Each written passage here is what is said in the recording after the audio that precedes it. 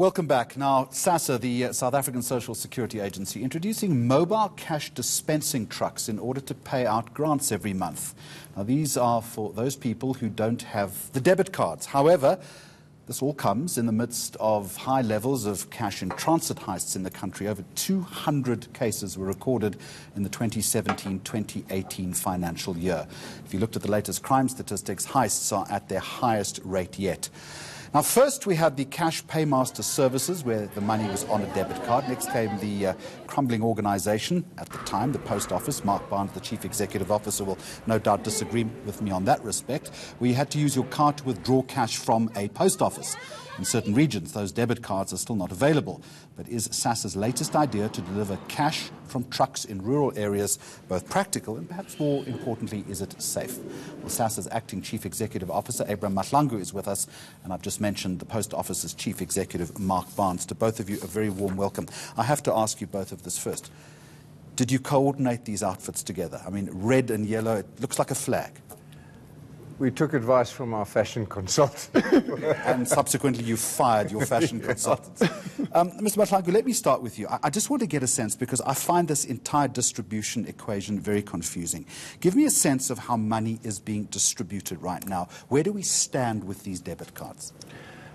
Thank you very much, Jeremy, and to the viewers out there. We are grateful to can announce that outright, for the first time in many years, the payment of social grants is done through a lawful contract. No more illegal contract, no more a contract that was always questioned.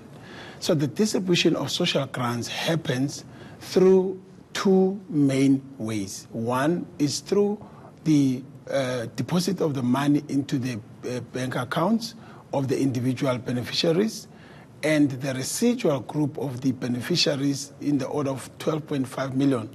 Part of that is done through the cash payment, which is a traditional cash being paid to the beneficiaries. So that those two means simply refers to the fact that those that cannot go to the national payment system can actually be paid through cash. And approximately how many people? About 2 million people. So these are 2 million people that would go with the card to procure the cash in a packet? Yes, and that number is actually reducing because most of the beneficiaries actually do use the national payment system, because the new card that we've issued as a gazetted instrument to pay social grants is actually giving them access to the national payment system to can access their grants, or to the ATMs, or to the merchants, even to the retail shops, they can access their grants. And it's the cash equation that I want to look at in just a moment. But Mark Barnes, to you, where does the Post Office then fit into the distribution of monies? Okay, thanks, Jeremy. Well, we mandated to execute the payment on behalf of the Department of Social Development. And, you know, I think we must get some of the statistics out here. If we look at last month, the October run, which is still, you know, being finalized, we've paid out some 8.4 billion rands to about 7.1 million beneficiaries over this last pay run. Of those beneficiaries, about 70% of them got their money from ATMs. About 30% of them, or 20% of them, got them from point-of-sale machines. So you can go into ShopRite or Box or one of those places to draw your money. And about 500,000 of them, which is a relatively small percentage, got them from post office branches. We need to understand that although people, at their instance, want cash, you don't actually have to get cash. The cash is loaded onto your card, and it's up to the beneficiary how they wish to convert that into value. So, for example, you can use the new Sassa Gold Card, Sassa Sapa Gold Card, to go straight into the shop and buy merchandise. Or you can draw money at the point of sale or at an auto bank, or you can physically ask for the cash. But inherently people want the cash, don't they?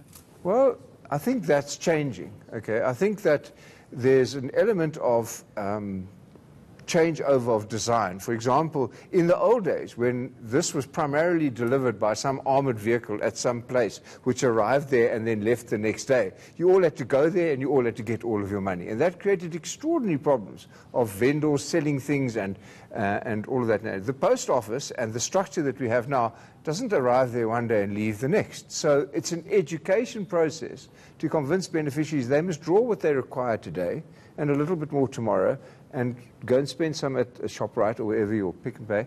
And so there's a change in understanding and trust about the fact that the cash will always be there. Mr. Mahlangu, does everyone who needs one actually have a card? Yes, all our beneficiaries have got cards.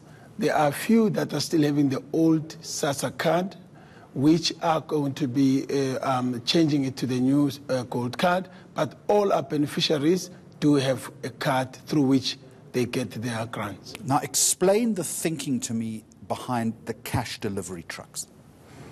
Well, the cash delivery trucks largely is relevant to the pay points in rural areas, where we do acknowledge that there is no infrastructure, either through the post office or any other bank or national payment system infrastructure. Give me an example of where this might occur. You can go to a deep rural area, maybe in Ituchwa or in Rosenekal, somewhere in Mpumalanga. You find that there is no infrastructure for the national payment system where this card can transact. So then we do take this money to the people. And this is part of our indication that we care for the people. We want to bring services to the people. So typically you have a vehicle, an armoured vehicle, I'm assuming, taking the money to these particular areas. Am I right? Well, actually, these vehicles are actually our partners' vehicles, SAPO. It is not for the first time that it has been happening like that. In fact, the previous service provider, who has since now their contract has been terminated, has been using cash trucks as well to do the same dispensing of cash to the beneficiaries. Is it the best solution, given, and I think we'll be able to put up some statistics in just a moment about the increase in cash heists, and that's the reason why we've invited the two of you here this evening. Surely there is an inherent danger as far as that is concerned. There has got to be a better way. Jeremy, it is not the best way that can be used because of the security risks, but the risk is everywhere. Where people know there is cash, there's always going to be a risk. Therefore, for now, to try and make sure that we at least get the people, give people access to their grants, that's why we're taking that particular option. But the risk is increased because it's the same route every month, the same vehicles, I'm assuming, delivering at roughly the same time. It's a recipe for disaster. It is. One can always argue that it has been happening for all these years. Our previous service provider was using the same methodology. But surely you need to do better. Surely, absolutely. Given that we're in the age of technology right now, that there's got to be a better way of doing it. As Mark has just indicated as well, we have to change, yes, improve with technology, but take our people along. These are the most vulnerable people. We have to sync the message of these alternative payment methods, such as using the merchants, such as using any other point of sale access. Mark Barnes, you have to agree with me that this is not the best way of doing it. No, there's got to be a better. What is the better way of doing it? Well, we are going to unquestionably move over to electronic wallets and cash in the ether. I mean, cash should operate within the system, but it's an education process. Right now, the only reason we deliver cash is that's because our clients want it. And it is dangerous, but let me also say this. As an intergovernmental arrangement, we have a very high-level working arrangement with South African police. And so as predictable as our routes are, that's how protectable they are as we're working with the police on this. So cash is going to be gone. Jeremy, I reckon within 18 months to 2 years there won't be cash in the system, but we have to convince our clients, which are the beneficiaries, that that's the way to go, that they can rely on it. Take the post office. We've still got post office savings books in today's day and age because that's what our clients want. And it's going to go. How are you going to convince people to switch over from cash, given that often the constituency that you're delivering that cash to sees that as tangible, a tangible manifestation of what is owed to them? I just think it's that the experience will manifest. So some people have started not, for example, in the last October run, people have only drawn 92% of their grants. Okay, so there's 8% that are still sitting there on their system. And we expect that number to gradually go down as people have confidence in the fact that the money is still there even if they didn't draw it today, and it's there in a mobile fashion, we have to understand that given the age demographics of the typical beneficiary, you wouldn't argue that they're at the forefront of technology trust. And so we have to show them by experience that this is portable money and it doesn't But conversely, they are more likely to be victims, though. Yeah, and even more so if they're carrying cash. I sat myself in Jabulani Mall in Soweto handing out cash to some lady. And I then spoke to her directly after and I said, surely you feel vulnerable walking around with this big pile of cash. She said, I need it because, you know, she then is the matriarch that hands out those kinds of things. We need to convince people that that can be done electronically. Is it your job to convince them? Yes, I think so, because it's in their best interest. It's our job. Let's go to Emily in Pretoria. Emily, good evening to you. You want to reference rural Mpumalanga, I understand. Yes. Please go. Okay, you're speaking to Emily. What's happening in Mpumalanga? My mother is a pensioner. And then for the past 2 months or 3 months, they've been getting money that is less from Sassa, and then which is 250 going up, which is unacceptable. And they don't even know who to question why the money it's short, in short. Why the money is not the money that they used to, why is it deducted, by who? And then now they introduced the post office thing. Last month they didn't come. Okay, they took them, I think it's now we're in October, end of August, there was a transportation that is taking them to the post office. When I'm talking about Mpumalanga, I mean Kwacha.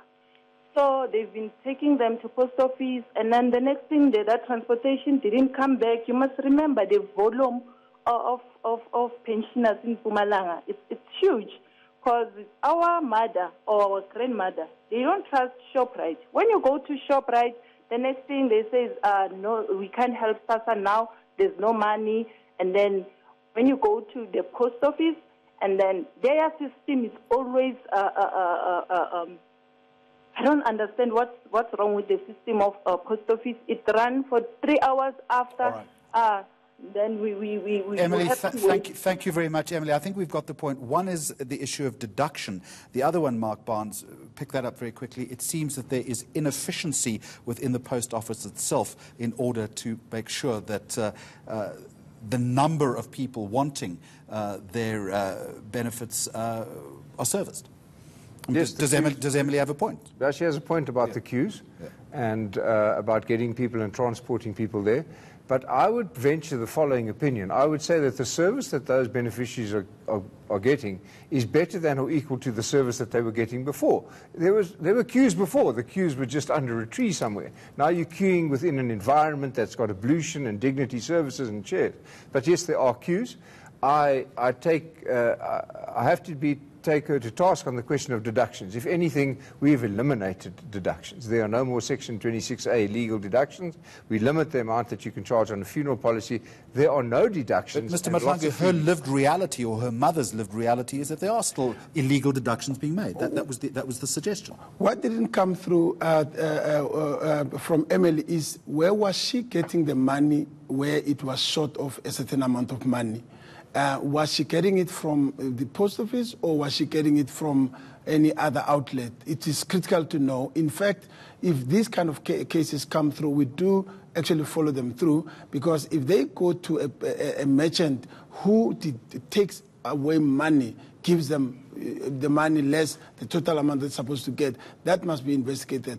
It cannot necessarily be a deduction, because we do not know whether they were told that Sassa kept back X amount of money. And so we need that I understand, and perhaps Emily didn't articulate the full extent of the problem. What I'm going to ask you tonight, when you leave, and we are about to wrap up very shortly, we'll give you Emily's number. That will be great. I'll personally follow it up. Will you follow it up personally? Yes. Which is important. And I can give you feedback as well, personally, after that. We look forward to that feedback tomorrow. Absolutely. So, final question.